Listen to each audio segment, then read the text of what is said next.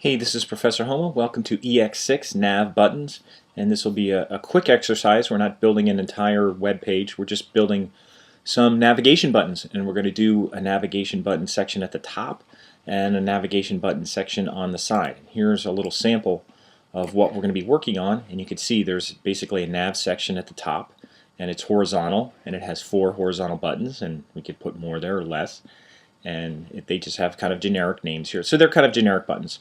But this section has kind of a background color that extends all the way 100%, so it's kind of a block element. There's no set width to it like the other ones that we did where we had 960 or 840. This extends for 100%, and it has a hover color, so when we hover over it, it'll change color, and that's about it for the top.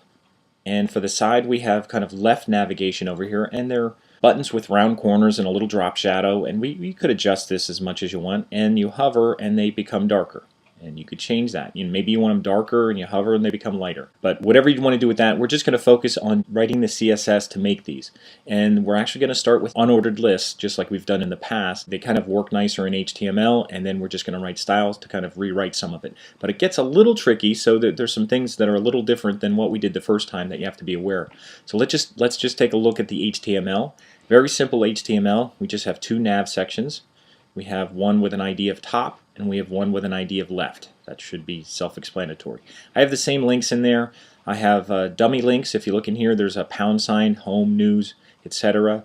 We used the dummy links before with the £, but if you've noticed when we did the dentist one, all the visited links came out the same after you visited one of them. That's because they all had the same link. So sometimes when you use dummy links, you might want to put a name after it so they appear a little bit different. And that's before you put the actual links in there. So that's what we have for these. Those are the links. And you can see it's an unordered list, so naturally when you start there'll be a bulleted list, and then we're going to have to take away the bullets and all that like we've done in the past. So, and then we also have a paragraph called divider. I just gave it an ID of divider, and that's just to divide it up. And I just put a non-breaking space in there, and I'll put a style in there that just creates kind of a margin so it divides it up. So when you look at the final product, just the space here is created by that paragraph divider. That's all it is. So that's what we're going to be doing here, and I'll just take you through the CSS just to show you some of this.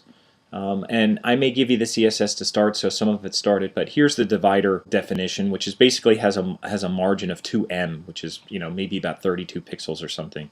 So that just creates the separation. Here's our reset, which wipes out the margin and padding, which we've been doing before. And what I'd like you to do with this CSS is put as many comments as you can in here so that you can use it as notes so you remember stuff. You can see, there's a lot of places in here where I threw in comments so I remember, or I'd make notes to myself, and I'd like you to do the same when you submit it so I know that you're putting those notes in for yourself as well.